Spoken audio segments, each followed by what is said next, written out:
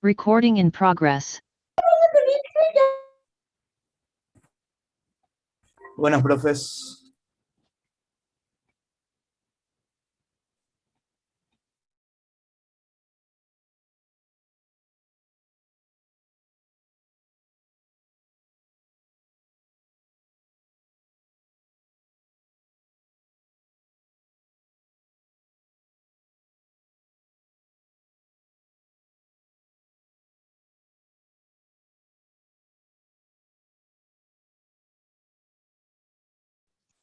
Buenas noches a todos. A ver, buenas noches. ¿Me escuchan? Hola, profe, buenas noches. Sí. Buenas noches, profe. Macanudo. En un par de Buenas noches, minutos profe.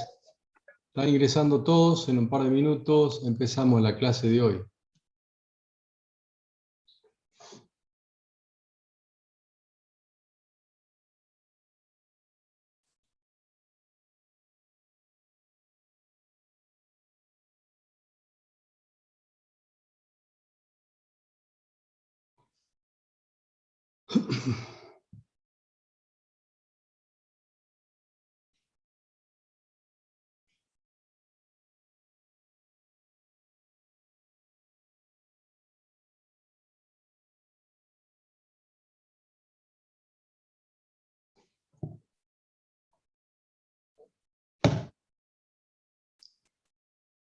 Bueno.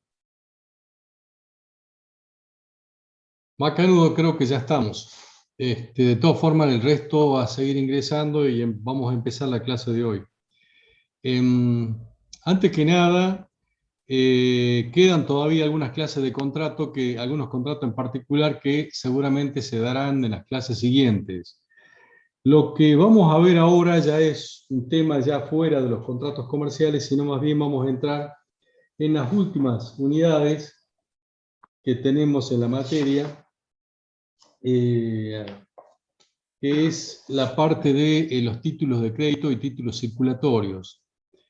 Para lo cual yo voy a utilizar un PowerPoint que vamos a empezar a compartir. Espero que puedan verlos todos a partir de ahora.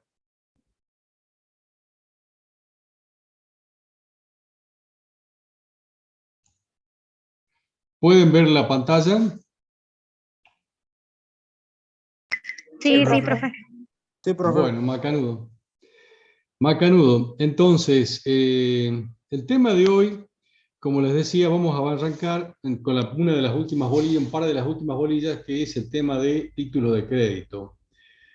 Para tocar este tema, fundamentalmente está programado en dos clases, una de las cuales sería la clase introductoria y la primera parte en cuanto al concepto y contenido de los títulos de crédito en general, y la segunda clase en particular hablar de cada uno de los títulos de crédito y sobre todo los de uso más frecuente o cotidiano. La próxima vamos por esta vez con una cuestión de operativo y especial, digamos, más que todo, es que vamos a ver un pantallazo de la parte general de los títulos de crédito y vamos a focalizarnos directamente en los títulos de crédito en particular, con la aclaración que en la clase siguiente la profesora Villagrán seguramente va a ahondar y profundizar en el concepto, en la parte general de los títulos de crédito, que está contenido en la bolilla 12. Nosotros vamos a arrancar por la unidad siguiente, la unidad 13. Bien, entonces, hechas esas aclaraciones, empezamos a ver los títulos de crédito, un par de hojas en las cuales vamos a ver un pantallazo general y global, cómo nacen, para qué sirven y por qué se utilizan y cuál es el concepto de los títulos de crédito en general, para luego abocarnos a los tres grandes títulos que tienen mayor circulación en nuestro medio, al análisis, concepto y la aplicación práctica del mismo.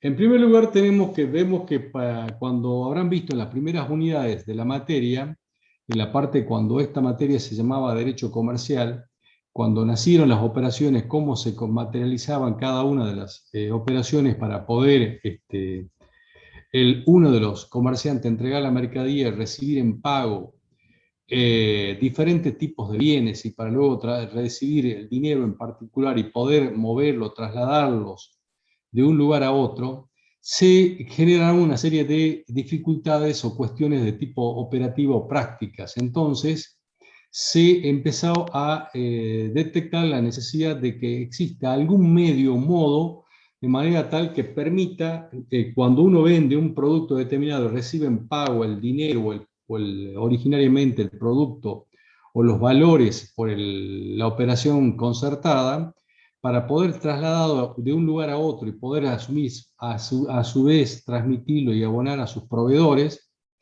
se necesitaba la formalización de una serie de particularidades. Así, por ejemplo, es que se detectó que no había una celeridad en la transmisión del crédito, como así también la falta de una certeza en la existencia del derecho al momento de que se lo adquiere y que luego se lo transfiera.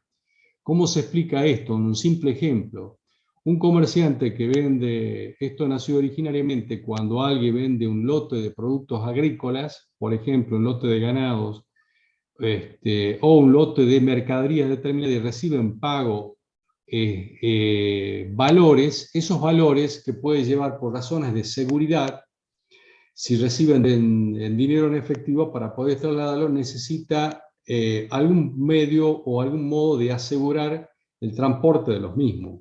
O a su vez, cuando se vende a crédito, cuando no se recibe el pago total, cuando un productor ganadero o un empresario vende un lote de producto determinado y recibe en pago no solamente dinero en efectivo, sino la firma, cuando se entrega el producto, los remitos certificados, las facturas debidamente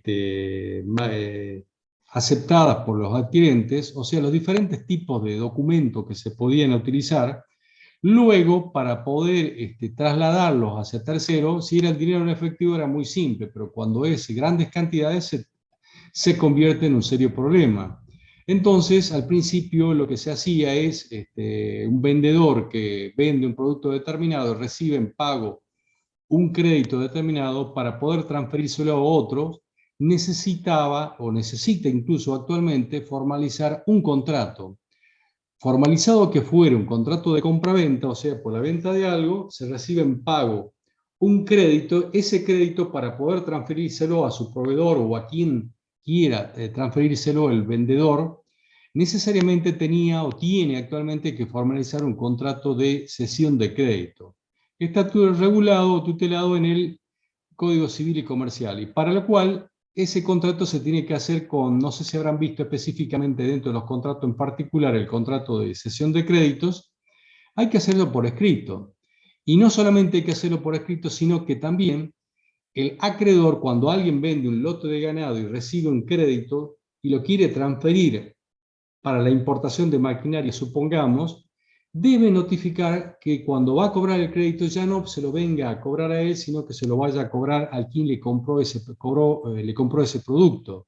Entonces tiene que hacer una notificación formal, como dice el código, con todas las precauciones. Y a su vez también, ¿qué pasa cuando se cede el crédito?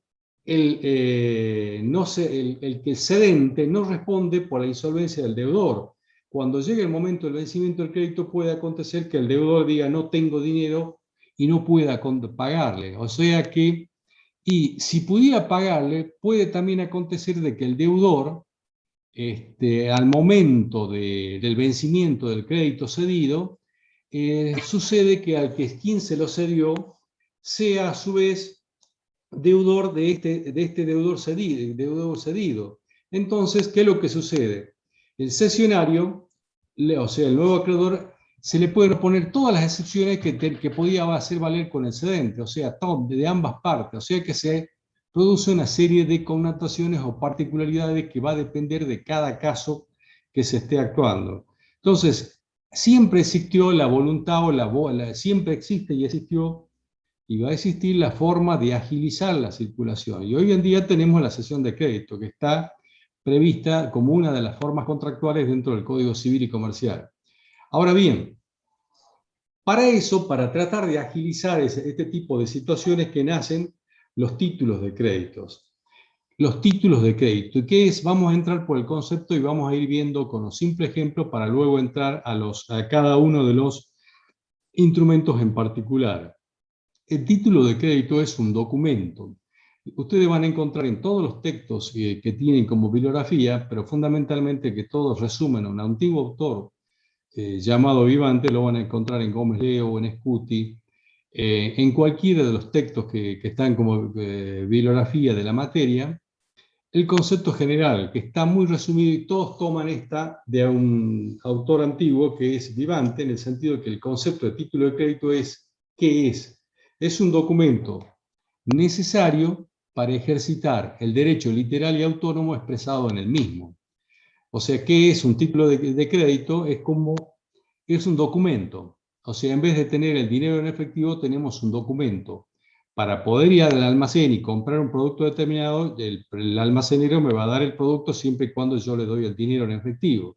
De la misma forma, el título de crédito, para poder hacerlo valer y entregarlo en compensación, en cancelación por la adquisición o pago de obligaciones determinadas, debo tener necesariamente el documento en la mano para entregarlo, para ejercer el derecho literal y autónomo expresado en el mismo. ¿Qué es lo que va a decir? ¿Qué es lo que vale? Lo que está expresado dentro del instrumento, dentro del título en particular. Por eso es que la doctrina, en estas pequeñas párrafos que tienen ustedes en la pantalla, ¿cuál es la naturaleza jurídica de los títulos de crédito? Están formados por dos grandes elementos. Por un lado, el elemento material, o sea, el papel en sí mismo, que es el documento cuya función que define la doctrina es contener el derecho, o sea, es el derecho contenido en el mismo, o sea, en ese papelito, llamado título de crédito con el nombre que vamos a ver enseguida, está contenido el derecho que vale por lo que dice literalmente dentro de ese contenido. Y el elemento inmaterial es el derecho contenido de ese documento. Y de ahí es que sale, ustedes lo van a tener en el programa y lo van a ver con mayor detalle en las clases siguientes, cuáles son los caracteres de los títulos de crédito, la necesariedad, literalidad y autonomía. Sintéticamente podemos ver y decir que la necesariedad, que es un documento necesario, como dice el concepto. ¿Qué significa esto? Que para poder ejercer el derecho contenido en lo mismo, debemos tener personalmente y entregar ese documento, o sea, necesito ese instrumento en particular. Y el otro elemento, otro carácter importantísimo de los títulos de crédito es la literalidad. ¿Qué significa esto? Que la literalidad, que todo el contenido específicamente dentro de este título y del título es lo que vale, no corresponde regirse o ampararse o sustentarse o dirigirse o redireccionar o hacer un punto de contacto con otro tipo de instrumentos, sino todo lo que está escrito en el título de crédito, eso es lo valedero. Y el tercer carácter, que es la autonomía, ¿qué significa? Que es el título de crédito, ese instrumento o documento necesario, es autónomo y está desprovisto está desprovisto de cualquier motivo o causa anterior para la creación del mismo. ¿Qué significa? Que si alguien emite o recepciona el pago, tiene un título de crédito, cuando va a cobrarlo, no le van a preguntar cómo lo obtuvo, de qué manera lo obtuvo, sino que es autónomo y no necesita nada más para referirse más que ese instrumento en particular. Y así llegamos al listado de los principales títulos de crédito que hay en el mercado. El primer gran elemento, título de crédito por excelencia que te vamos a ver es la letra de cambio. El pagaré, el cheque, que lo vamos a analizar seguidamente, estos tres títulos de crédito, como así también no debemos dejar de mencionar la factura de crédito, que es una ley del año 96 que todavía sigue vigente, que nació con la posibilidad de ser fraccionada la misma, pero lamentablemente ha caído en una suerte de inoperatividad, de no aplicación práctica en ninguna provincia en todo el país. También tenemos otro título de crédito contenido en dos elementos: la factura de crédito electrónica y el cheque electrónico, el e-cheque, que está en la ley 27440 del año 2018. Que la factura de crédito electrónica, que tampoco la vemos en particular, que tiene en el detalle, dentro del detalle que vamos a ver para la materia, pero sí sabemos de su existencia, pero tiene una aplicación reducida en el mercado que nació por una cuestión de soporte y ayuda, de manera de poder darle o sustentarle a las pymes, a las pequeñas y medianas empresas que entregan su mercadería a grandes empresarios y que reciben el pago a fecha determinada. Ustedes saben que siempre, por un lado está la ley de la oferta y la demanda, y por otro lado está también las posibilidades de comercialización que tienen los pequeños empresarios o emprendedores versus cuando tienen que proveerle a las grandes cadenas. Entonces, como consecuencia y tratar de coadyuvar a dichas situaciones, que surgió la factura de crédito electrónica, para que los monotributistas o pequeños y medianos empresarios, de acuerdo a los parámetros que periódicamente se varían, con un nivel de facturación determinado, necesariamente tienen que emitir una factura de crédito electrónica. ¿Dónde se emite y cómo se emite? Hoy en día la única forma es a través de la página web de la AFIP. Y también en esa ley 27440 están los e-cheques, los cheques Pero electrónicos. se lo empecé a escuchar bajo. Por favor, alguien tiene el micrófono encendido, si lo puede apagar. Los e-cheques, los cheques electrónicos, que vamos a hacer alguna referencia cuando veamos los cheques, que el funcionamiento es exactamente el mismo que los cheques que vamos a ver seguidamente. Y también hay otros comprobantes, otros instrumentos, como los warrant. Los warrant, cuando habrán visto el contrato de warrant, donde se emite por dos comprobantes, el comprobante 1, que es el depósito de las mercaderías, el comprobante 2, que es el warrant en sí mismo, que es un título de crédito que permite la negociación a la circulación en el mercado. Y otro más reciente también es el caso de los transportes, cuando se emite la carta de porte y el segundo ejemplar, que también se puede negociar o circular de la misma forma que circulan los títulos de crédito. No es tan frecuente ese tipo de operaciones, por eso es que no lo ponemos en el detalle enumerativo, meramente enunciativo que tenemos en la pantalla. Bien, hechas esas aclaraciones, si tienen alguna pregunta me paran directamente mientras voy viendo la clase y tratamos de responderla. Bien, entonces, a ver, lo que quiero que recuerden siempre este concepto, que lo van a poder indagar o ver con mayor detalles dentro de un momento. Sí, de todas formas, me entiendo que la clase queda grabada. Si hay problema de conexión por el viento, hay algún alumno, puede ser que todos podemos llegar a tener inconvenientes, pero entiendo que se queda grabada y la pueden ver de luego. De todas formas, bueno, cualquier cosa vuelven a preguntar y trataremos ahora o en la clase siguiente. Bien, recapitulando entonces, lo que me interesa es que les quede claro y que lo vuelvan a entender ese concepto que es, ¿qué es un título de crédito? Es un documento necesario. Necesito el documento, ¿para qué? Para ejercer el derecho literal y autónomo expresado en el mismo. Salvando las diferencias, cuando voy a comprar algo, o voy a pagar con algo, como cual si fuera, no es el ejemplo más feliz. Si tengo el billete, sí me van a creer para pagar un bien determinado, pero en este caso no, es un título, y es un título de crédito que está imbuido de todo el derecho expresado o transmitido por la ley de creación en el mismo. Bueno, a continuación lo que vamos a ver va a ser el contenido de la unidad 3, letra de cambio, cheque y cámaras compensadoras, cómo funciona en el mercado. Letra de cambio y pagaré. ¿Por qué vemos letra de cambio y que no tiene una circulación en el mercado? Lo vamos a ver simplemente porque fue el primer instrumento que salió en el mundo para la comercialización, para agilizar el mercado, y por otro lado, porque en ese instrumento, en el título de crédito, están regulados todos y cada uno de los requisitos sobre los cuales se sustentan los otros títulos, el pagaré y el cheque, que tienen la misma norma base de aplicación o en su defecto como norma de aplicación supletoria. Por esa razón es que vemos la letra de cambio, aunque con la aclaración que en la actualidad es muy difícil que la utilización, tal vez sea susceptible de utilización en el comercio internacional, pero en el mercado local ya hace mucho tiempo que ya ha dejado de, no se ve su aplicación práctica. De poder ser usado es susceptible porque está vigente. ¿Qué es la letra de cambio? ¿Qué es la letra de cambio? Acá tienen uno de los tantos conceptos que tenemos en los textos de la materia, que es la letra de cambio. ¿Qué es? Es un título de crédito, o sea, un documento necesario para obtener y mantener el derecho en el contenido. ¿A la orden de quién? De alguien.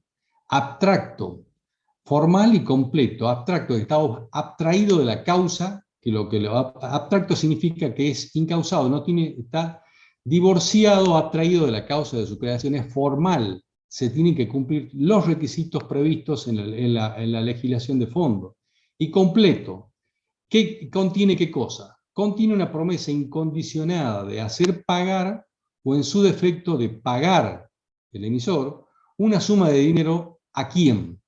A su portador legítimo, no a cualquiera, al portador legitimado, vinculando solidariamente a cada uno de sus firmantes. O sea, la letra de cambio es un título de crédito a la orden formal, completo y abstracto, que contiene una promesa incondicionada de pagar, o en su defecto de hacer pagar, una suma de dinero determinada ¿a quién? Al portador legitimado, vinculando solidariamente a sus firmantes. ¿Dónde está contenido regulado? No está en el Código Civil y Comercial, aunque sí es de aplicación supletoria, pero la norma base está ¿dónde? En el Decreto Ley 5965 del año 1963. Fíjense ustedes que se reformó en el 2015 el Código Civil y este decreto ley quedó vigente y ha sido modificado luego, tiene otras modificaciones en los años siguientes, pero todavía sigue plenamente vigente. ¿Qué más tenemos? Entonces, ¿cuáles son los sujetos intervinientes en una letra de cambio? En una letra de cambio fundamentalmente intervienen tres tipos de personas. La que lo emite, o sea, el creador de la letra de cambio, se llama librador, o sea, el creador o librador. La segunda persona es el beneficiario, o sea, quien toma esa letra de cambio, quien la recibe. Y la tercera persona vendríamos a ser el responsable, quien se va a encargar de realizar el pago de la letra de cambio, que en el decreto ley se lo llama girado. Es a quien se solicita el pago de la letra. Si el girado lo acepta, se convierte en el obligado principal y se lo denomina aceptante. Repasamos entonces. Hay tres grandes personas que intervienen. La que lo emite, o llamado librador, la que lo toma o lo recibe, llamado beneficiario, pero a su vez el librador está emitiendo una orden de pago para que alguien, llamado, que el decreto de ley le llama el girado, que pague a quien, al tomador, la suma de tantos pesos que contiene dicha letra de cambio. Pero a su vez, el decreto ley lo que dice es que ese girado se va a transformar en aceptante y principal pagador siempre y cuando acepte el pago determinado. Ya volvemos sobre el tema, o sea que aquí, por ejemplo, yo estoy en Salta, alguien está en Cafayate, por hacerlo más cerca, digamos, que me debe dinero por X razón, o a su vez tengo un crédito por esa persona y le tengo que pagar a otra persona que está acá en Salta. Mira, ya que te vas a Cafayate, te doy una letra de cambio, libro la letra de cambio a favor tuyo para que se lo presentes a fulano de tal que está en Cafayate y te va a pagar. Cuando va a Cafayate, con la letra de cambio, el beneficiario lo presentará: págueme la letra de cambio. Si es a la fecha, si la fecha de pago es la que corresponde, si no tendrás que esperar la fecha respectiva. Ese girado podrá decir acepto o no acepto pagar esa letra de cambio. También, ya volvemos sobre el tema, también pueden intervenir otras personas. Ya volvemos con el concepto de aceptación, que está más adelante. También pueden intervenir otras personas. Normalmente intervienen esas tres, pero ¿quién más puede intervenir? El endosante y el endosatario. El endosante, como la letra de cambio es un título a la orden, quien recibe la letra la puede transmitir a un tercero. ¿Y cómo la va a transmitir? Mediante un endoso, mediante un acto jurídico unilateral, cambiario, mediante la cual suscribe, estampa su firma al endoso y se convierte en endosante, ¿sí? Se la transfiere a otra persona. Y el que la recibe la letra de cambio por medio del endoso se llama endosatario. Esa podrían ser, y a su vez ese endosatario se lo puede transmitir a otro y así sucesivamente puede existir una cadena ininterrumpida de endosos. También el decreto de ley prevé la existencia, acá alguien dice que puede ser que no se lo escuche, alguien sí se escucha, contestan los otros. Muchas veces pasa que por el viento los cables pueden llegar a tener problemas de internet alguno en particular, pero esperemos que no sean muchos y podamos seguir avanzando. Bien, otra de las personas que puede o no intervenir en la letra de cambio es el avalista. Es un tercero que interviene en el instrumento y que garantiza el pago, ya sea actuando como garante, garantizando el pago de quién, del librador, del asentante, del endosatario o de otro avalista. O sea, tiene que aclarar que se presente en la letra de cambio y suscribe avalo a fulano de tal. Y va a poner el nombre del librador, del aceptante, del endosante, de otro avalista, etc. Normalmente el aval siempre vamos a requerir que sea de una persona de reconocida solvencia patrimonial o en sus defectos que normalmente los avales, el aval más requerido es un aval de una entidad bancaria. Bien, sigamos. Bueno, acá tenemos un ejemplo de una letra de cambio. La letra de cambio sería, en un ejemplo, sería cuando lo emitimos hoy, salta 23 de junio del 2021, yo, por ejemplo, la persona que lo emite sería Roberto Arce, emite esta letra de crédito, el librador sería Roberto Arce, y que se la emite al girado señor Pedro Solvente, páguese por esta letra de cambio al señor, hasta acá sería el tomador o beneficiario Juan González, ¿cuándo?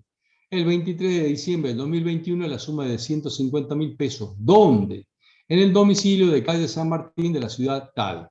Seguramente va a ser el domicilio del girado, ¿sí? del girado o aceptante. Ese sería un ejemplo de una letra de cambio. Sigamos. ¿Qué es?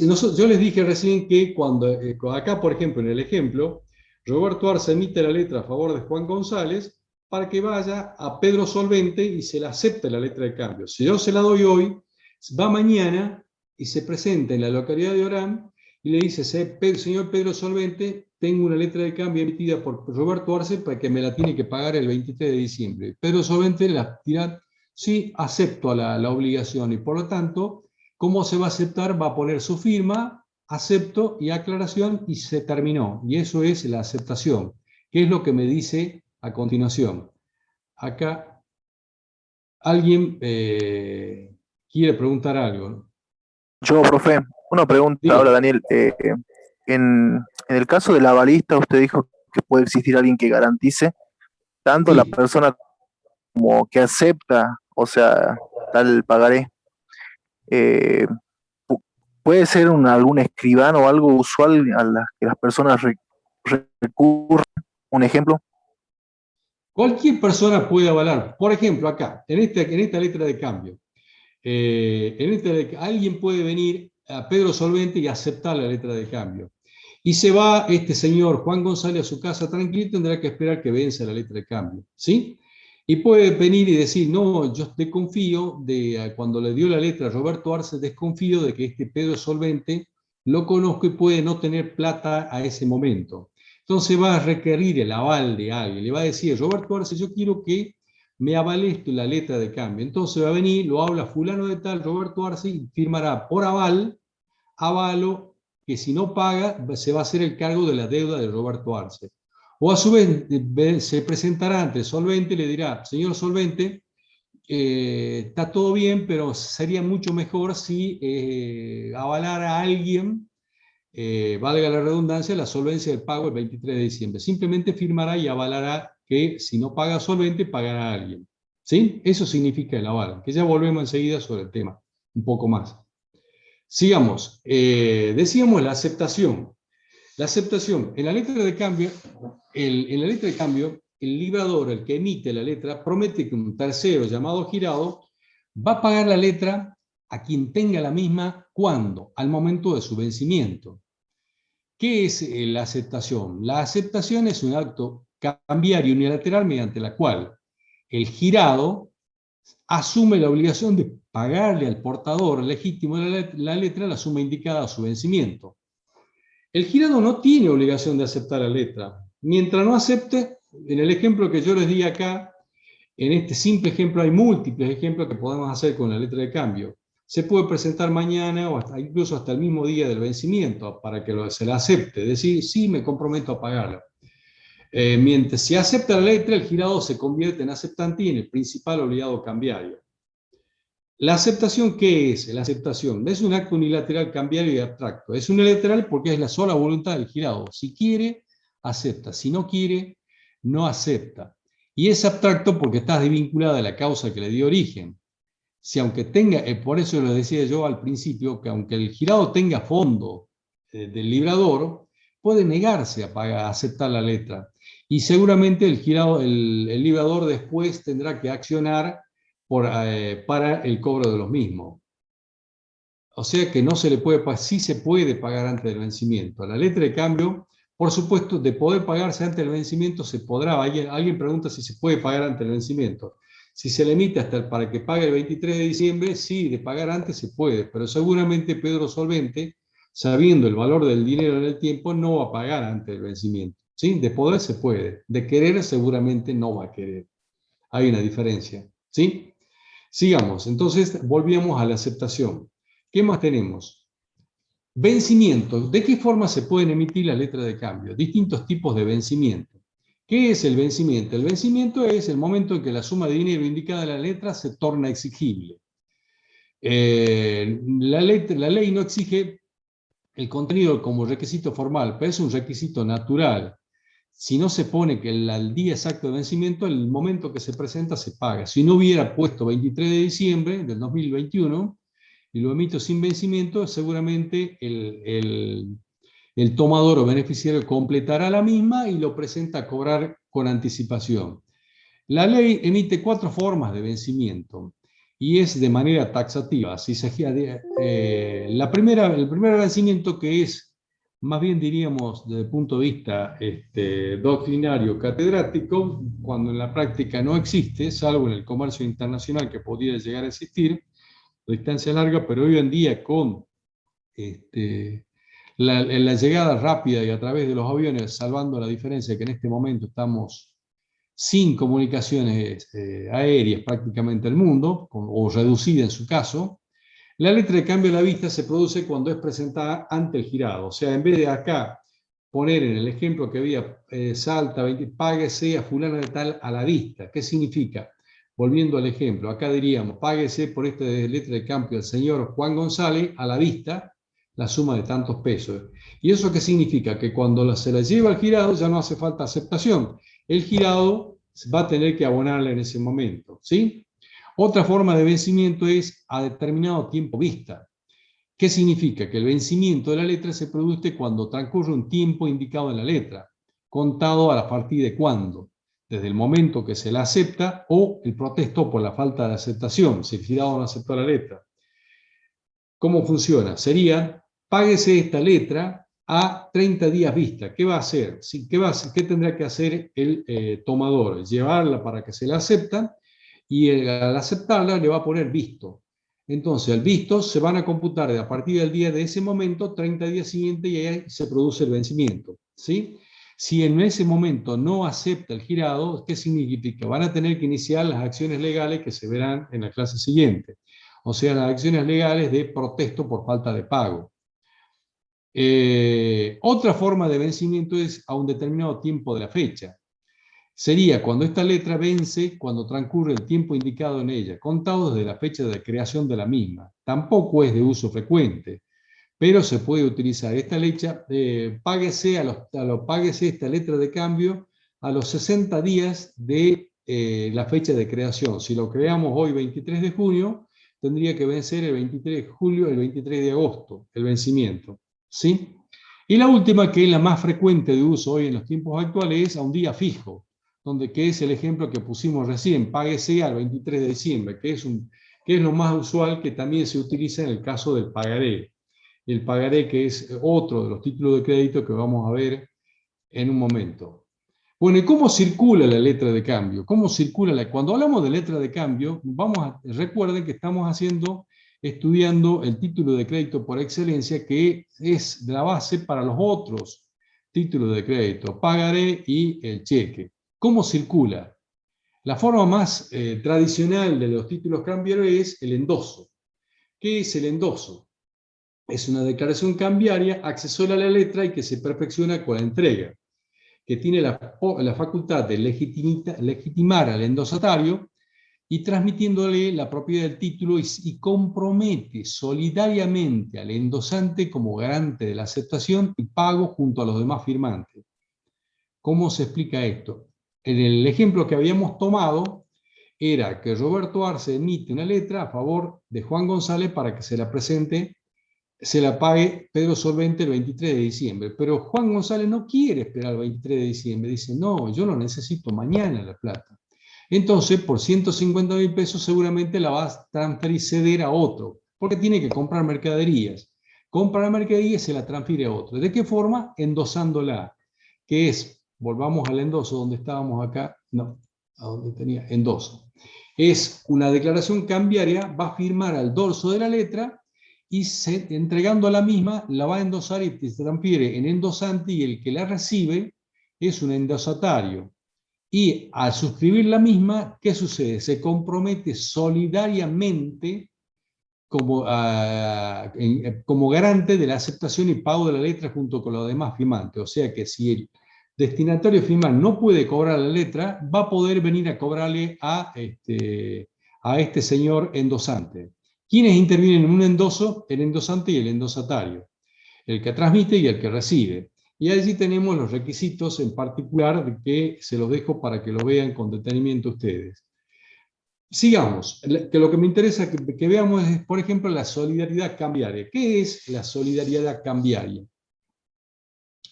La solidaridad cambiaria, que está previsto en la ley, me dice que cuando veíamos el endoso, veíamos que es una declaración unilateral y que se perfecciona con la entrega del mismo, y que tiene la particularidad acá de comprometer solidariamente al endosante como garante del título. ¿Qué significa? ¿Qué es la solidaridad cambiaria? Es una obligación solidaria que establece la ley responsabilizándolo solidariamente a todos y cada uno de los firmantes, al librador, endosantes, avalista, y por lo tanto, ¿qué puede hacer el portador de la letra que no pueda cobrar la misma? Puede cobrar el total o una parte de la letra. ¿A quién la puede cobrar? A uno solo tiene el derecho de elección, o a todos juntos. O a su vez tiene el derecho de variación, variar en el sentido de que inicia la acción de cobro a uno de los endosantes, o al librador o al girado, y después se da cuenta de que no, hay otra persona que está en mejor posición económica y la puedo cobrar. Entonces puede cambiar y desistir o sumar a todos en la acción de cobro. O sea, estos derechos también le corresponden al portador final, a quien hubiese pagado la letra. Por ejemplo, si algún endosante paga, puede dirigirse contra cualquiera de los firmantes anteriores. Siempre en una cadena ininterrumpida de endoso va a poder ir para atrás cobrándose lo que hubiese pagado cuando no correspondía, porque él ha cumplimentado su obligación. De todas formas, la cadena ininterrumpida de endoso tampoco es de uso frecuente en la práctica, porque, le reitero, la letra de cambio está prevista, vigente, pero el uso práctico es prácticamente, y al menos no aplicable, digamos, en la práctica en nuestro país. El aval, que es lo que me preguntaban un alumno hace rato, ¿qué es el aval? ¿Cuál es el concepto del aval? Es un acto jurídico cambiario unilateral completo y abstracto, mediante el cual se garantiza el pago de la letra. ¿En qué consiste? Consiste en constituir al avalista una obligación autónoma, pero accesoria a la obligación avalada. Por eso es cuando yo le decía que alguien firma por aval de fulano de tal, firma por aval de otro, o no aclara, la ley dice a nombre de quién estaría avalando. O sea, la función específica y exclusiva del aval es garantizar el pago de la letra. ¿Quiénes son los sujetos que intervienen en el aval? El avalista, que es el que entiende el aval, y el avalado, el sujeto a favor de quien se extiende el aval. El avalista debe indicar, dice la ley, el decreto ley, en la letra, por quién de los firmantes otorga el aval. Si no aclara nada, se considera que ha sido otorgado o está avalando al librador, que es seguramente la persona que le habrá solicitado para suscribir una letra. Normalmente ese requisito o esa condición del aval se la va a requerir el tomador o el beneficiario, que dirá, yo te acepto que me des una letra de cambio para que me presente a fulano de tal, siempre y cuando me des el aval de tal empresario o de tal institución financiera. ¿Sí? Esas serán, digamos, las particularidades que se pueden llegar a presentar con el aval. Bien, hechas esas aclaraciones, vamos a seguir con los otros títulos de crédito, que ya son de uso frecuente y diario, que es uno de los títulos siguientes, que también es título de crédito, que es muy utilizado en la práctica, que es el pagaré. Pagaré. ¿Qué es el pagaré? El pagaré es un título de crédito, igual que lo que vimos recién con la letra de cambio.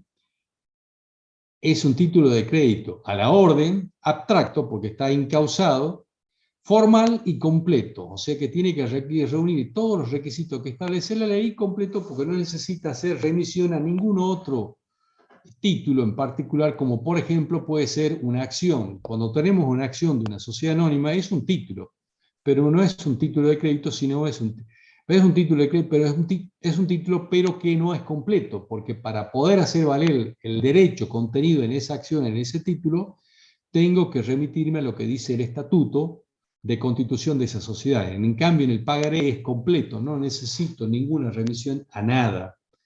¿Y qué contiene el pagaré? Una promesa incondicionada, o sea, no hay una condición en particular. ¿De qué? De pagar una suma de dinero ¿a quién? A su portador legitimado, vinculando solidariamente a todos, acá dice a dos, es a todos, ya lo vamos a corregir ya mismo, a todos los firmantes, vinculando solidariamente a todos los firmantes, ¿sí? A todos los firmantes. Eso es el pagaré, en título de créditos, el pagaré. Bien, ¿qué más tenemos?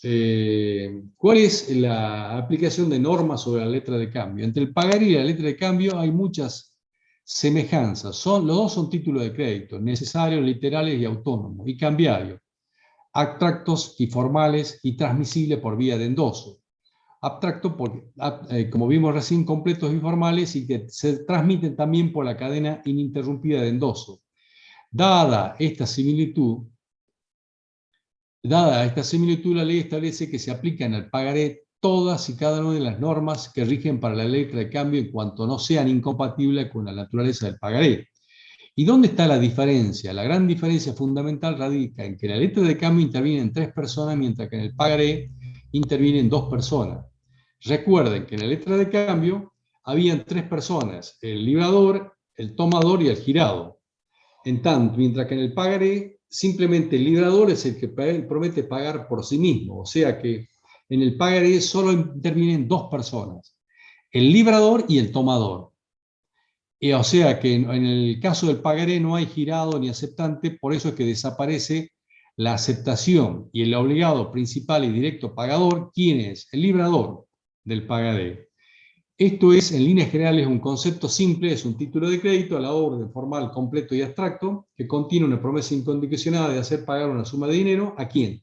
A su portador legitimado, vinculando solidariamente a todos los firmantes.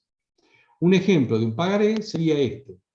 Un simple ejemplo. Salta, 23 de junio de 2021, dirá: El 23 de diciembre de 2021 pagaría al señor Juan González la suma de pesos 150.000, ¿dónde? En el domicilio tal de la ciudad de Salta, y firma ¿quién? El librador, Roberto Arce. Fíjense, son la misma persona, acá no existe un girado. Hay dos personas, el que emite y el beneficiario o tomador. También en el pagaré se van a aplicar las mismas normas que vimos recién para la letra de cambio, el aval. Podrán, seguramente Juan González, si desconfía, no vas a tener los 150.000, Roberto, el 23 de diciembre. Yo quiero que me lo avale fulano de tal. Entonces, Roberto Arce se tomará las precauciones de solicitar el aval de alguien, o a su vez solicitar el aval de una institución financiera. Y a su vez, Juan González no se va a quedar durmiendo con ese título de crédito hasta el 23 de diciembre, sino que lo va a negociar. Y seguramente lo va a negociar entregándoselo a una institución financiera, a un proveedor, etcétera, a un amigo, a otro empresario, a una banco o a cualquier tipo, lo va a hacer circular. ¿Y de qué manera va a circular? Mediante el endoso. Ese endoso va a ser mediante la firma de Juan González el dorso con aclaración de sus documentos, sus datos personales a favor de otra persona. Y esa otra persona lo recibirá y lo puede seguir haciendo circular hasta que llegue, ¿cuándo? El 23 de diciembre, y lo puede ir a cobrar, ¿dónde? En el domicilio que se figura en este título de crédito, ¿a quién? A Roberto Arce, ¿sí? Y en el camino alguien podrá cobrar, si alguien pagó o no pagó en su momento y viene y no paga a Roberto Arce, le podrá cobrar a todos y cada uno de los firmantes. Eso es el pagaré, en líneas generales. Este título, fíjense ustedes, para ver, en dos pantallas vimos el pagaré, pero para poder comprender lo que es un título de crédito y de qué forma circula estos títulos de crédito, tuvimos que ver la letra de cambio, que es completo, es un título completo en la cual, no obstante su no aplicación, se utilizan las mismas formas o son los mismos requisitos y la misma ley de fondo, que es el decreto ley 5963, 5965 del año 63. Bien, sigamos. Vamos ahora Profe, a otro. Profe, una pregunta de ignorante, no, perdón. Diga. ¿El simple hecho de hacerlo a mano es suficiente con hacer este pagaré o no necesita algún sello, algún registro o algo? ¿Es suficiente a puño? Bueno, el pagaré, no hay una formalidad en particular, o sea, hoy en día se hace todo por computadora, pero también es muy común ustedes, yo les recomiendo cuando salgan al centro, vayan a una librería y pidan pagaré, formularios, y van a encontrar un formulario de pagaré que ya vienen formularios preimpresos, ¿sí? Y lo único que hay que llenar es el nombre, la fecha y los datos, el importe, el nombre del beneficiario y el nombre del librador. Y por eso cuando veíamos que es un documento necesario para poder ejercer, necesario la firma, cuando ustedes vimos acá nosotros, cuando ustedes vieron el valor probatorio de los instrumentos particulares, probada que fuera la firma, se prueba el contenido del mismo. Y a su vez, dentro del derecho general, el derecho positivo general, dentro de la letra de cambio, como es un título de crédito, que es un documento necesario, debo tener este título. ¿Para qué? Para que alguien vaya, para que Juan González, al día del vencimiento, lo pueda ir a cobrar. Necesario para obtener y mantener el derecho en el contenido, o sea, está incluido en ese derecho. Puede ser en manuscrito, puede ser. Y tendrá mayor valor porque ha sido todo escrito por Roberto Arce, seguramente. ¿Sí? Eso es lo que es exactamente válido. ¿Hay una desconfianza? Sí, puede haber. Una suerte de, más que desconfianza, una suerte de merituar los riesgos, digamos, que significa recibirle, entregarle. Yo le vendo, bueno, acá no sería por 150.000, pongamos 1,5 millones, le vendo un vehículo a Juan González, le entrega un vehículo a Roberto Arce y no le da la plata, te doy un pagaré. ¿Te voy a pagar cuándo? El 23 de diciembre. 1,5 millones de pesos. Seguramente se va a quedar pensando, pero eso sí es totalmente valedero. Bueno. Me voy a hacer, acá dice, haciendo millonario, haciendo firmar pagaré. Bueno, precisamente los títulos de crédito lo que tienen la particularidad que son títulos ejecutivos. ¿Qué significa? Que por eso es importante que la firma, por eso siempre se les requiere, cuando ustedes firman los parciales, prueba la autenticidad de que hicieron ustedes los exámenes. ¿Sí? Al mismo tiempo también cuando se firma este título de crédito y se puede cobrar de manera muy rápida, porque hacer un título de crédito tiene dentro del derecho positivo, dentro del Código Procesal Civil y Comercial, tiene una particularidad de poder ser cobrado con mayor celeridad. Por eso le da certeza de su existencia, porque lo sustenta la ley. Es celeridad porque si no se paga a la fecha de vencimiento, rápidamente se puede accionar legalmente en el cobro. Y cuando va a cobrar Juan González, que se lo cedió a Pedro Pérez, supongamos Pedro Pérez, que no le pagó Roberto Barceló, va a poder ejecutar a cualquiera de ellos. Y no necesita probar de que le entregó mercadería, que fue por la venta de un camión, de un auto, etc. Sino es un documento que se sustenta por sí mismo. Por eso es un título de crédito. Por esa razón, es importante que cuando se suscriba un pagaré, sepa qué es lo que se está suscribiendo, ¿sí? Como el chiste que hizo recién uno de los compañeros, que me voy a hacer millonario si lo firma el pagaré. Hay que ver después si se pueden ejecutar esos pagarés. Entonces, hay que tomarlo con muchas pinzas, con la seriedad del caso que corresponde, tanto cuando se firma como cuando se recibe. Hay algunas personas que pueden firmar de instrumentos o documentos sin ningún problema. Total, lo dan vuelta y no le sacan un peso de encima, ¿sí? Entonces también tiene su responsabilidad. A lo mejor Roberto Arce no tenga dónde pararse, tenga solamente la ropa que lleva puesta y no tenga un patrimonio, cero patrimonio. Entonces Juan González se habrá visto en figurilla, pese a tener la firma, el pagaré, no lo podrá cobrar, ganará el juicio, pero no se podrá hacer de ese dinero. ¿Se entiende? Recuperar lo que seguramente habrá invertido en el negocio cuando se vinculó con este señor. Sigamos, vamos a otro de los títulos de crédito, que también tiene Sí, gran disculpe, circulación. Sí, quería hacer diga, una pregunta con el tema del pagaré. diga. ¿Tiene fecha de caducidad? El pagaré tiene una fecha de caducidad que es al día de vencimiento hasta un año. Eso lo van a ver en las clases siguientes, en la parte general. Se puede cobrar hasta un año de vencido. Hay un plazo de vencimiento para cobrar y después caduca el plazo. Está dentro de la ley de decreto de ley 5965. Sí hay un plazo de caducidad. ¿Sí? Ah, bien, bien, bien, gracias. Pero Profe, es yo tengo una importante, pregunta. los derechos no son eternos, todos tienen plazo de prescripción para el cobro. Si alguien preguntaba algo más. Sí, profe, yo tengo una duda. Si el pagaré se puede hacer para cancelarlo en cuotas. ¿Se puede hacer un pagaré en donde a mí la persona se compromete a pagarme en 12 cuotas, por ejemplo, mensuales? No, lo que tendría que hacer serían 12 pagarés, documento necesario, no se puede hacer pagaré en cuota, porque si venció ya se pierde el derecho. Si usted querría hacer 150.000 es muy simple, en 12 cuotas lo que tiene que hacer, o en 10 cuotas, para hacerlo más simple el ejemplo, va a hacer 10 pagarés de 15.000 pesos cada uno, a la fecha que usted prevé pagar las cuotas. Para eso se utiliza el pagaré. ¿Sí? Le encontramos la solución más rápida. De Profe, lo contrario, ¿cómo? ¿y si lo firma en blanco? No tiene Sí, valor. O sea, si lo firma en blanco, lo que corre el riesgo de que el tomador se lo va a llenar en el momento. Lo importante que no puede faltar es la firma. El resto lo puede llenar y después lo va a llenar a la fecha que quiere, digamos, el tomador. Se corre el riesgo de Roberto Arce de que se lo llenen y se lo vayan a cobrar mañana y lo ejecuten mañana. Ah, bien, ¿Sí? bien, bien, bien. Entendido. Bueno, sigamos. El cheque.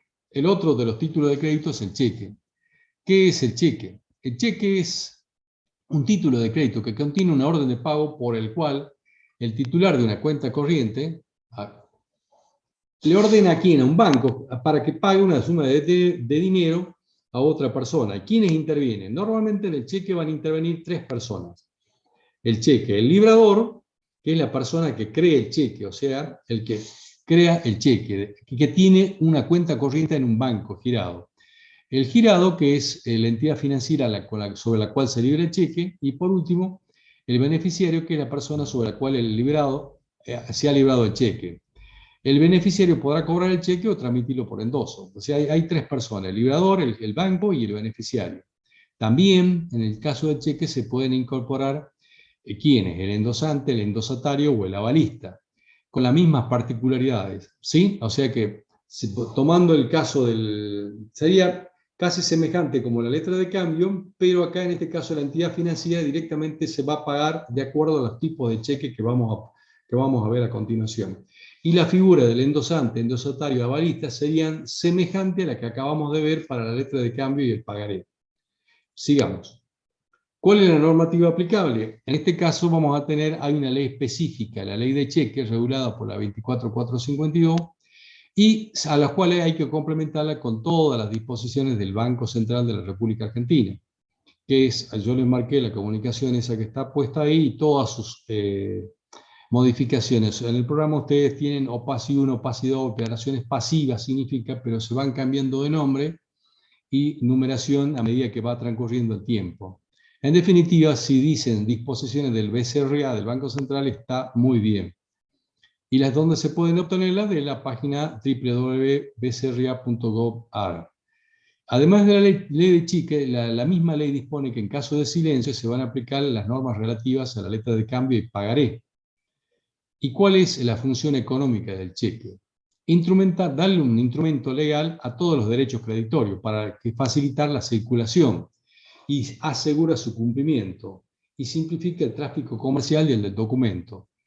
A ver, ¿de qué forma simplifica el tráfico y asegura su cumplimiento? Cuando alguien va y, en el ejemplo que le daba al inicio de la clase de hoy, vende el lote de ganados en el campo y cuando recibe del otro lado un título de crédito, un pagaré, tiene, como alguien preguntó con total certeza y duda, con total acierto, de que duda de que realmente al momento del vencimiento pueda tener solvencia el girado, si es una letra de cambio, o el librador, si es un pagaré. En este caso, si es emitido sobre un banco en determinado, van a decir, no, este banco trabaja bien, seguramente se le dio una cuenta corriente a esta persona, tiene la forma de asegurar su cumplimiento. Y a su vez se va con un simple papelito y puede endosarlo y agiliza el tráfico comercial. Por eso es importante la existencia, fue y todavía sigue siendo, pero cada vez menor, la importancia de la circulación del uso del cheque. ¿Cuántas clases de cheques se conocen o que contiene la ley de cheques? Antes había un solo instrumento, el cheque de pago común, pero luego hace ya varios años atrás se incorporó el cheque de pago diferido. El cheque de pago común es un instrumento de pago a la vista, mientras que el cheque de pago diferido es un instrumento de crédito, mediante el cual se difiere en el tiempo el pago del crédito. Ya vemos el concepto de cada uno de ellos y cuáles son las relaciones que surgen cuando se operativiza o se trabaja recibiendo o entregando un cheque. Por una operación comercial, cuando alguien compra, vende algo y paga, en vez de dar dinero, entrega un cheque en cancelación de ese crédito, de esa compraventa, perdón, hay tres tipos de relaciones entre el librador y el banco y el girado. Hay una relación de naturaleza cambiaria, porque ambos han celebrado un contrato de cuenta corriente bancaria o un pacto de cheque. Entonces, yo voy a un banco y suscribo un contrato de cuenta corriente bancaria y para poder girar, el banco me provee de una libreta de cheques para poder entregarles en pago y sacar el dinero de esa forma. Entre el librador y el tenedor, o sea, cuando alguien voy y compro en el supermercado o en el almacén, lo que fuera, compro un bien determinado, les pago con un cheque. Voy y compro un vehículo y les pago con un cheque. Voy a la concesionaria, compro el auto y le entrego un cheque. El librador sería yo y el tenedor o el beneficiario sería el vendedor del auto. Entonces hay una relación de naturaleza cambiaria. Por un lado está la relación comercial, pero por otro lado surge una relación de naturaleza cambiaria que está regulada por la ley de cheque. Y por último, ¿qué relación hay entre el banco y el que tiene el cheque? No hay ninguna relación. Si ustedes tienen un cheque determinado, es como no hay ninguna relación contractual, ni cambiaria, la relación es extracontractual. Es como, por ejemplo, tal vez alguien le puede decir, vuestros padres o un empresario o alguien le dice, vos que estás yendo al centro ahora que tenemos prohibido la circulación mayoritaria, sino menguada, disminuida, haceme el favor, sacame tantos pesos del banco, tomate, hago un cheque a tu nombre. Y esa persona va al banco y le paga y retira el cheque. Entre el banco y el tenedor no hay ninguna naturaleza, ningún tipo de relación, sino es exactamente extracontractual. Bueno, y veamos cuáles son los tipos de cheques que existen. Hay dos tipos de cheque, el cheque de pago común y el cheque de pago diferido. El cheque de pago común es un título cambiario que contiene una orden de pago pura y simple librada contra un banco, contra el cual el librador tiene establecido un pacto de cheque para que el banco pague a la vista al portador legitimado del título una suma determinada de dinero. Reitero, el concepto es un título cambiario que contiene una orden de pago pura y simple librada contra un banco, donde el librador tiene establecido una cuenta corriente bancaria para que el banco pague a la vista ¿a quién? Al portador legitimado del título una suma determinada de dinero. Vuelvo al ejemplo. Ya que vas al centro, cobrame este cheque de 20.000 pesos.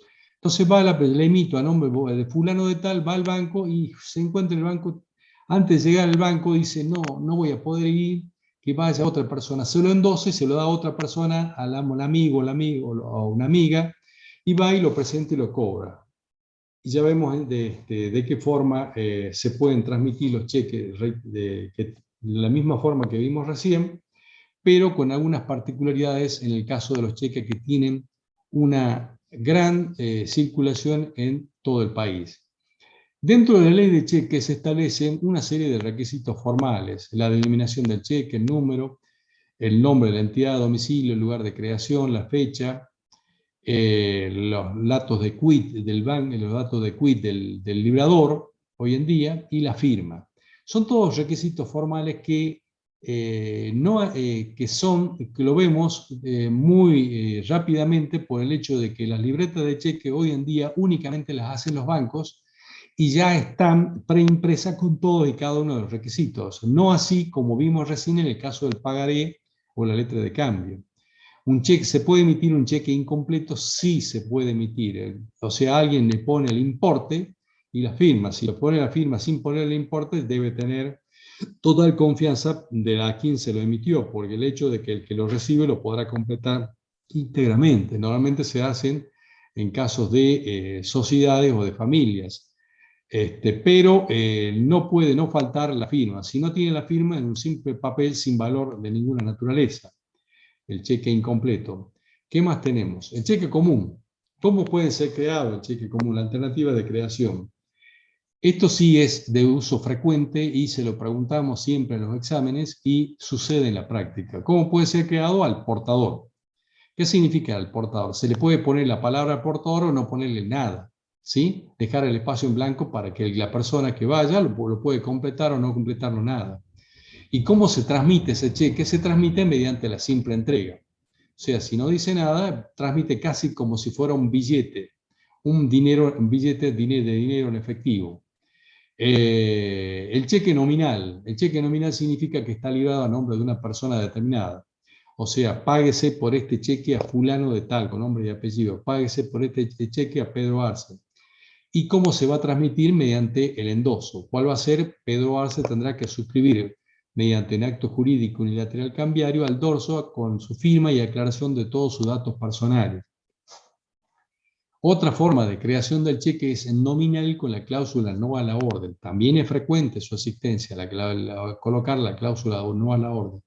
¿Qué significa? El cheque nominal es librado a favor de una persona determinada. Y al tener la cláusula no a la orden, solamente se puede transmitir por cesión de crédito. El cheque, si tiene la palabrita, se emite a nombre de Pedro Arce y se le agrega a continuación, entre comillas, no a la orden, significa que Pedro Arce no lo va a poder endosar, ¿sí? Sino que, ¿qué va a tener que hacer? Lo va a tener que ir a depositar en su cuenta bancaria. Sí o sí se tiene que cobrar mediante un asiento contable en la entidad financiera con la cual trabaje. O sea, solamente se puede transmitir de otra forma, sí se puede. ¿De qué otra forma? Mediante un contrato de cesión de crédito, pero ya no cumple la formalidad de los títulos de crédito, o sea, el objetivo de creación, que es la celeridad. Otra forma de creación es a favor del mismo librador, cuando yo voy al banco y me emito un cheque a nombre de mí mismo para poder cobrar, ¿sí?, el dinero en efectivo. Y hay otras formas de creación, pero son las más frecuentes de uso. ¿Cómo se transmite, cómo circula en el mercado un cheque? El cheque aportador, si no dice nada, circula con la simple entrega, mientras que el cheque nominal, ¿cómo circula? Por endoso, por una cadena ininterrumpida de endoso. Y acá viene la pregunta que está puesta: cantidad de endosos. ¿Cuántos endosos hay en un cheque común y en un cheque de pago diferido? Que ya lo vemos enseguida. ¿Cuántos hay y de dónde sale? Bueno, en el cheque de pago común hay un solo endoso y en el de pago diferido hay 2 endosos. ¿Y de dónde sale eso? No sale de la ley, sino sale de las comunicaciones del Banco Central, ese número que yo les di, que es bastante extensa, que ahí se figura y detalla la cantidad de endosos que pueden existir en el cheque. Originalmente no había límite en la cadena de endosos, como no existen actualmente en el caso de la letra de cambio, el pagaré. El cheque sí tiene. ¿Y por qué tiene un límite de la cadena de endosos? Por decir razones políticas. Por razones políticas. Acá, profe, disculpe que lo interrumpa. ¿Será que subir a la clase me están dando mal? Entiendo que se suben las clases. Yo no las subo, sino que seguramente cuando las manda, las suben. Sí se suben las clases.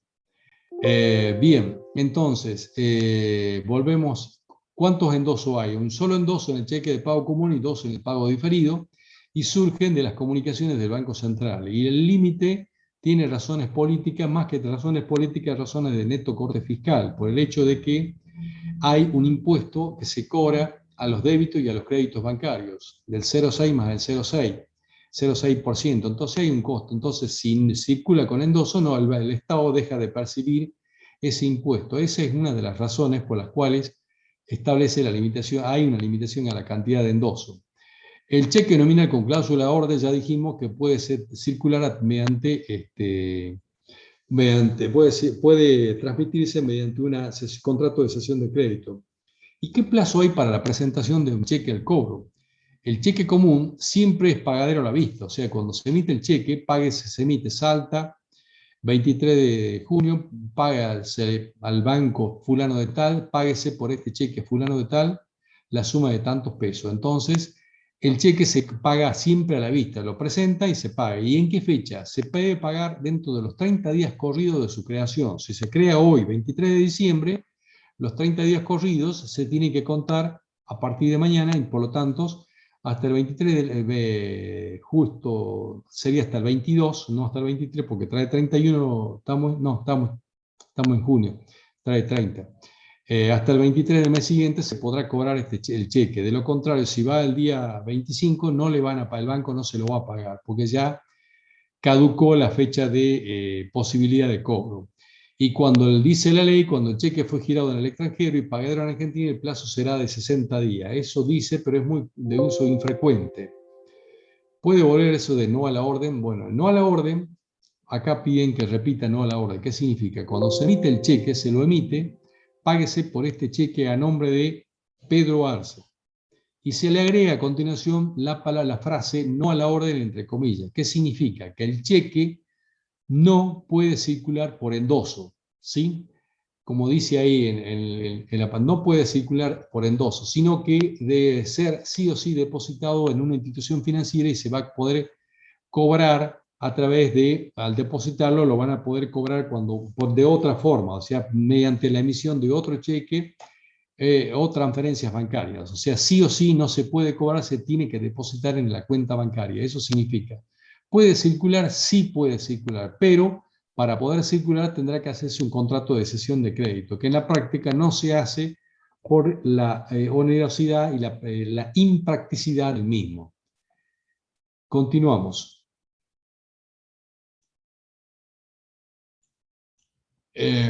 Vamos al cheque de pago diferido. El cheque de pago diferido, ¿qué es?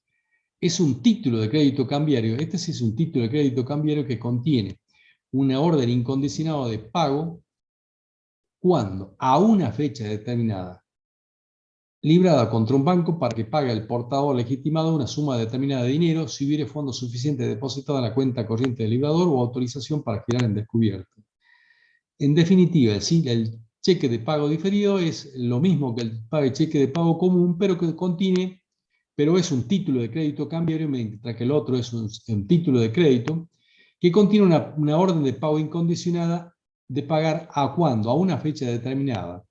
¿A quién? A un banco para que pague en la fecha determinada si tiene el librador fondo suficiente o autorización para girar en descubierto. Los requisitos serían prácticamente los mismos y se emiten también en libretas de cheques provistas por las instituciones financieras. El plazo para poder de pago, si se emite hoy, no puede exceder de 360 días, o sea que yo no podría emitir hoy un cheque 23 de junio para ser pagado el 23 de junio del año 2022, porque me estoy pasando con 5 días, ¿sí? Tendría que ser como máximo hasta el 18 del mes de junio del año siguiente. Eso sería la limitación. Y después tiene dos fechas, la fecha de emisión y la fecha de vencimiento. Y después el resto de los requisitos son exactamente los mismos que el cheque de pago común. ¿Puede ser a 30 días o no tiene sentido? Sí se puede hacer cheque de pago a 30 días, sí tiene sentido. Por el hecho, sí tiene sentido. Hay una gran diferencia de hacer un cheque de pago común o un cheque de pago diferido. ¿Por qué razón? Porque si alguien compra algo y dice, mira, no tengo plata hoy, pero sí o sí tengo el 23 del mes que viene. Si le da un cheque de pago común, queda expuesto a que el tomador, el que lo recibe, vaya mañana al banco y lo presente a cobrar. En cambio, si le da un cheque de pago diferido a 30 días, con fecha 23 de julio, se asegura de que no lo va a poder cobrar antes. ¿Sí? No lo va a poder, el banco no se lo va a pagar. El cheque de pago diferido cuando se salió, tiene la opción como si fuera la vista que se llama registración. El tomador lo que puede hacer es de ese cheque ir al banco antes del vencimiento y presentarlo para que se lo registre y se lo devuelva. ¿Sí? El banco se lo registra, lo asienta y si ve que reúne, ¿para qué? Para que está bien en cuanto al contenido de todos los requisitos formales, que la firma es la que corresponde, no tiene raspadura ni enmienda, está hecho en las libretas provistas por el banco, o sea, todos los requisitos formales. Hoy en día no se utiliza la registración, pero está prevista, sí está prevista. Se utilizó cuando salió el cheque de pago diferido. Probable que se utilice cuando se emite un cheque de pago diferido por grandes sumas de dinero. Rechazo de un cheque. Es otra de las situaciones que ocurren también, lamentablemente, son frecuentes. Y el año pasado fue una situación generalizada en el país, el rechazo de los cheques. Hay múltiples y las causales están establecidas por la ley. Veamos algunas de ellas de todas las que prevén la ley. Las más comunes por falta de fondo o autorización para girar en descubierto. Se va a presentar el cheque para cobrar los 150.000 del ejemplo que tomaban y va al banco, no tiene. El banco no le va a pagar, ¿sí? Puede pagarle parcialmente, podría pagarle parcialmente, pero nuevamente lo va a rechazar porque seguramente hay otros vencimientos en particular. Lo normal es que no tenga fondo, entonces se lo rechaza.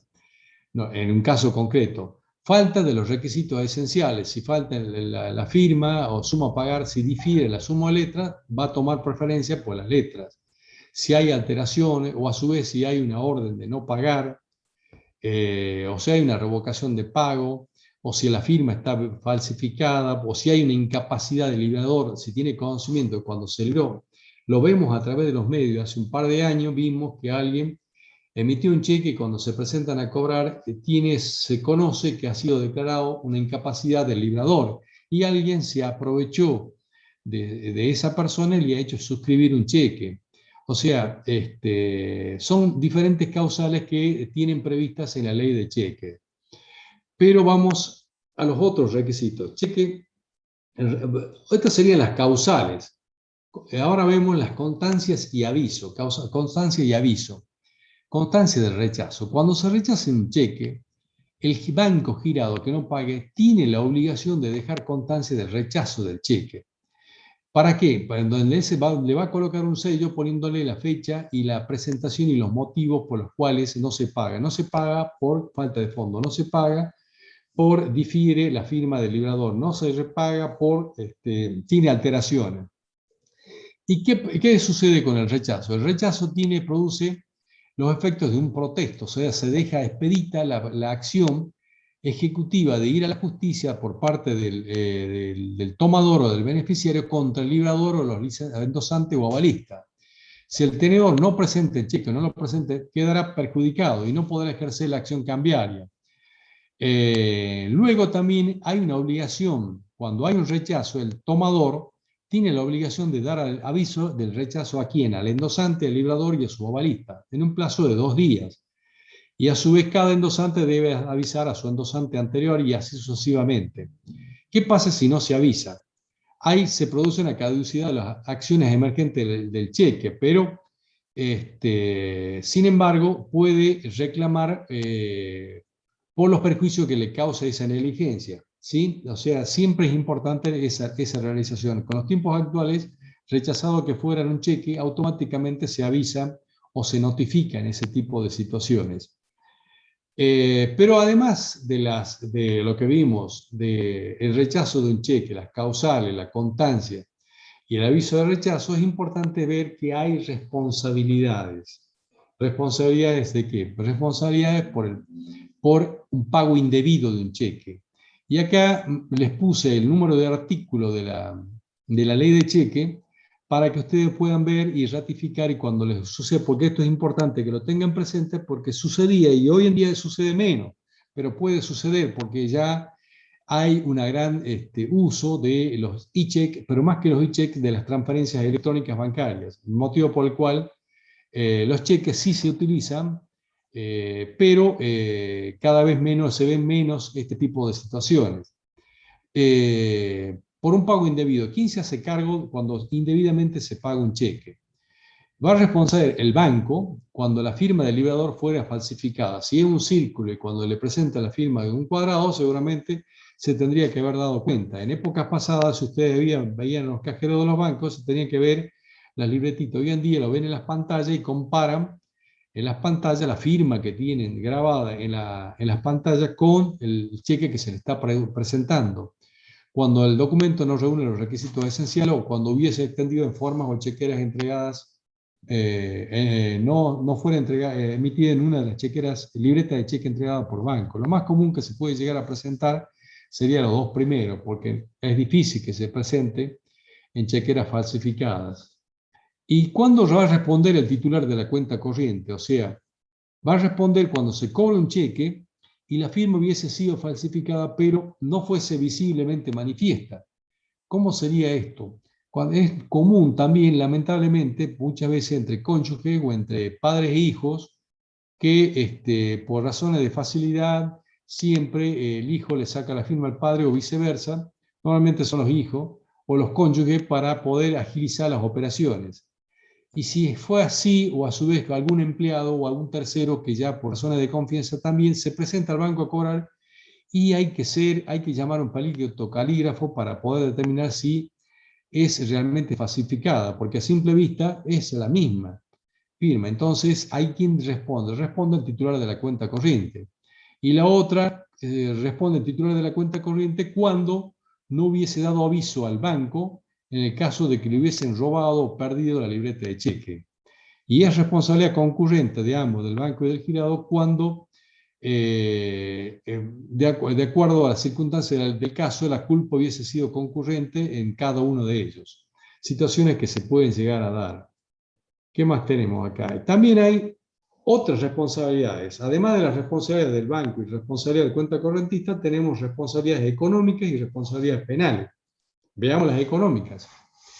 Libramiento de cheques sin provisión de fondos. En épocas pasadas había, cuando se libraban los cheques sin la provisión de fondos suficientes, directamente no pasaba nada y a una determinada cantidad de cheques rechazados, o en la jerga habitual conocida como cheques rebotados, a la tanta cantidad de cheques se le cerraba la cuenta corriente bancaria y no tenía mayor sanción.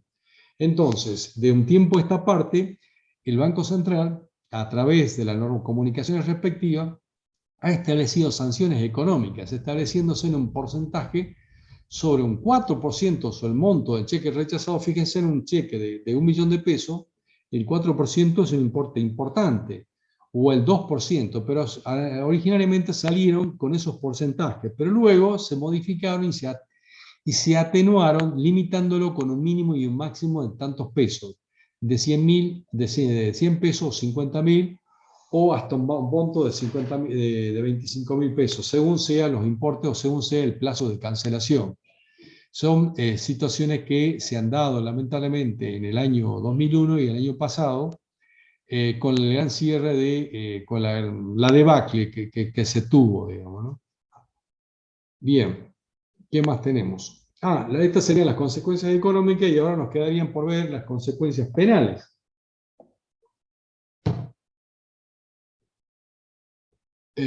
¿Cuáles serían las consecuencias penales? Está prevista dentro del Código Penal en el título 12, delitos contra la fe pública, de los cheques con pago, del pago de cheques sin provisión de fondo. A alguien cuando emite un cheque a sabienda que no tiene provisión de fondo, tiene una sanción penal, o al mismo tiempo cuando alguien emite un cheque y emite una contraorden de que no sea pagado, o se libra un cheque en formulario ajeno, tiene una sanción penal que va con penas privativas de la libertad. Ustedes conocen, si fuera una clase presencial, le diría, si conocen gente que ha emitido un cheque y haya tenido una pena privativa de la libertad, no se conoce, no es común ver dentro del país. Acá alguien pregunta algo por acá. Entiendo que sí se suben, alguien pregunta por la Filmina. La Filmina simplemente, como son clases virtuales, tratamos de hacer para que les quede un poco de materia así, entiendo que se suben. Yo se las paso al titular de la cátedra y ellos seguramente lo subirán. Eso es simplemente el artículo 302 del Código Penal. De hecho, en la práctica no es frecuente ver este tipo de acciones. ¿Por qué razón? Porque a la persona, al ser humano, más que tenerlo con pena privativa de la libertad al emisor, le interesa recuperar el concepto económico y seguir trabajando en el flujo comercial. Tal vez sea una de las causales por las cuales no hay aplicación práctica de la sanción penal por la emisión de cheques sin fondo. Y veamos cómo las modalidades de libramiento. Varias modalidades de libramiento. El cheque cruzado.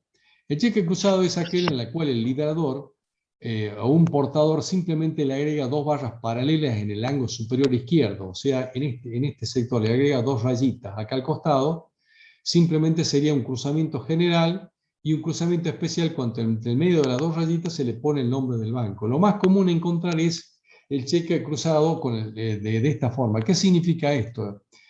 Significa que ante la pérdida del cheque, si se extravía el cheque, nadie lo va a ir a poder cobrar por ventanilla, sino que sí o sí tiene que ser depositado en la cuenta de un banco, ¿sí? En la cuenta de un banco. Entonces, esa es la finalidad del cheque cruzado, que le da una seguridad. La otra forma de libramiento es el cheque para acreditar en cuenta. El cheque para acreditar en cuenta es el portador, el librador o el portador pueden prohibir que el girador le pague este cheque insertando en el anverso de la mención para acreditar en cuenta. En este caso, el girado solo podrá pagar el cheque mediante un asiento de libro, o sea, simplemente tendrá que depositarse para acreditar en la cuenta corriente. O sea, ¿cómo se hace? Se firma el cheque y en el dorso se pone para ser acreditado en la cuenta corriente número tal. O sea, por ejemplo, cuando se paga, páguese por este cheque a Pedro Arce, y en el dorso para ser acreditado en la cuenta corriente número tal de Pedro Arce. Pedro Arce no va a poder endosarlo ni cobrarlo, sino que va a tener que depositarlo en la cuenta corriente que está inserta en el dorso del cheque. ¿Se entiende? Eso es lo que significa el cheque para ser acreditado en cuenta. Otra forma de libramiento es el cheque imputado. El cheque imputado es simplemente indicar el destino del pago que se está realizando. Un proveedor quiere pagarle un comprador paga a su proveedor y le emite un cheque y le imputa al dorso, le pone para ser aplicado al pago de la factura número tal, para ser aplicado a la nota de débito o para ser aplicado a la cancelación de tal operación. Eso es simplemente una imputación que vale entre el emisor y el beneficiario tomador, el imputado, el cheque imputado. Y por último vemos el cheque certificado.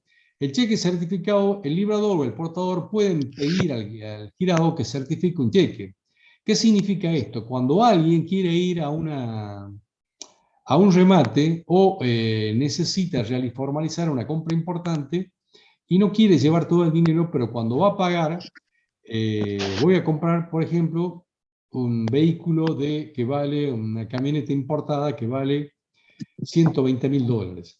¿sí? Y multiplicado por el tipo de cambio, me va a dar una cifra bastante importante. Entonces no voy a ir a comprar, le voy a pagar con cheque. Si voy a pagar o una operación o un remate en el campo, lo que fuera, entonces cuando me presento al remate y quiero comprar, pueden desconfiar valederamente de que si realmente cuando entregar el cheque después que me lleve el producto, van a poder cobrar la operación en particular. Entonces, por esa razón se ha creado, está prevista en la ley de cheque, lo que se conoce como el cheque certificado. ¿Cómo se hace esto? El librador emite el cheque y se presenta ante el banco y le coloca el banco la palabra visto, bueno u otra y firma y certifico que la validez de este cheque. ¿Qué hace el banco? Saca, en el ejemplo que estoy tomando, los $120.000 o los 90 millones, 100 millones de pesos y los separa de la cuenta corriente y se queda en el banco y el librador se presenta en la operación y puede formalizar la operación tranquilamente y se puede cobrar.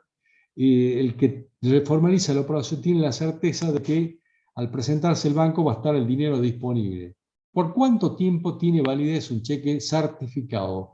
La certificación no vale, es un periodo corto, que no es superior a 5 días hábiles bancarios.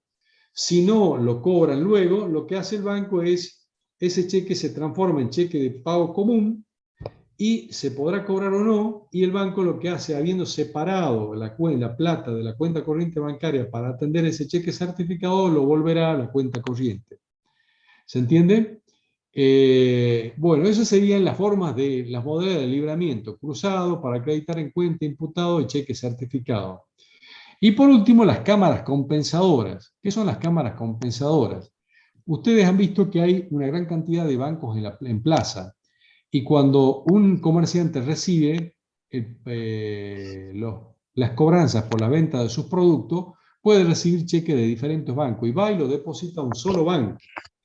Y va a depositar a su banco, pero no va a depositar solamente los cheques de ese banco, va a depositar los cheques de diferentes bancos.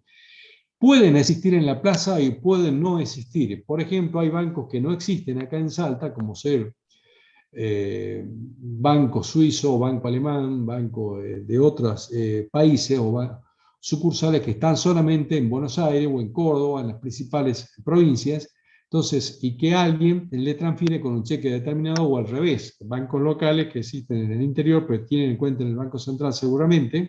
Entonces, ¿cómo hacen los bancos para compensar lo que uno se deben a otro? Existe lo que se conoce como cámaras compensadoras. Son instituciones que funcionan generalmente en la sede de los bancos estatales, en las cuales tienen la particularidad de negociarse todos los cheques y compensarse los cheques que tienen entre ellas. O sea, el banco macro tendrá cheques. Cuando alguien va y deposita en el banco macro la venta del día, además del dinero en efectivo, deberá depositar a cheques del banco macro, cheques del Banco Santander, cheques del Citi, etcétera. Entonces, por el otro lado del otro banco lo mismo. Entonces, para poder ir a cobrarse, se van al cierre y se juntan, ¿dónde? En un lugar llamado cámaras compensadoras y que producen la negociación. Yo les doy el ejemplo de cheque, pero se juntan con todos los papeles bancarios que circulan en el mercado. Eso es la función que cumplen las cámaras compensadoras. Simplemente debemos hablar de su existencia. Bien, hasta acá llegamos con la clase de hoy. ¿Preguntas?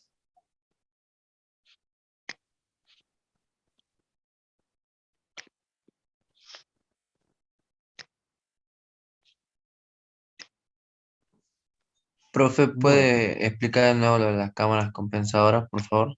No me quedó muy claro. Le vuelvo a repetir, cuando un comerciante deposita, un comerciante por la venta de sus productos, ¿qué es lo que hace? Recibe cheques de diferentes bancos. Recibe cheques del Banco Macro, Banco Río, Banco Francés, Banco Galicia, y solamente él trabaja, supongamos, con el Banco Ciudad. Y va y lo deposita todo en el Banco Ciudad. Otro comerciante le pasa lo mismo, pero solamente trabaja con el Banco Río. Va y deposita todos los cheques en el Banco Río. Otro va y deposita con el Banco Macro, y así sucesivamente. Entonces, los bancos, ¿qué hacen? Cada uno de los bancos reciben depósito de los otros bancos. Entonces, la forma de compensar sería llamarse, Río, Macro, toma, yo tengo tantos cheques tuyos, vos míos. Entonces, una forma de compensar ya está procedimentado de manera tal que se juntan todos, llevan a una hora determinada todos los papeles, todos los títulos de créditos que se han comercializado en el mercado y negocian. Va el Macro y dice, yo tengo al Banco Río, yo tengo acá 10 cheques que me representan 150.000. El otro lado diría el Río, no, yo tengo de tuyo o 2 cheques que son 300.000. Macanudo compensan y le pagarán los 150 RB y se entregarán los comprobantes. Esa es la función de las cámaras compensadoras. Bien.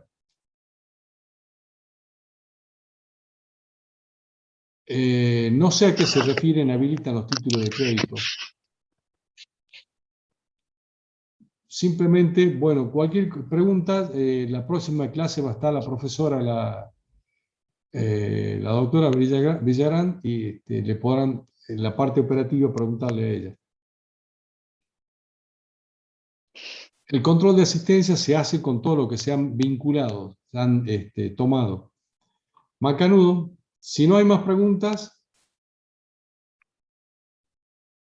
y si se entendió, estaríamos terminando la clase. Bueno, muchas gracias. Profe, ¿van a subir control de asistencia? Entiendo que sí, de eso se encarga el profe Mancilla o la profe Nancy. Y, profe, Bueno. ¿tiene alguna información sobre el trabajo práctico que dijeron que no iban a dar para el día viernes? No le sabía, no tengo la información de eso. Ajá. Seguramente lo van a estar subiendo a la plataforma. Bueno. Macanudo, gracias. Chao, profe. Chao, profe.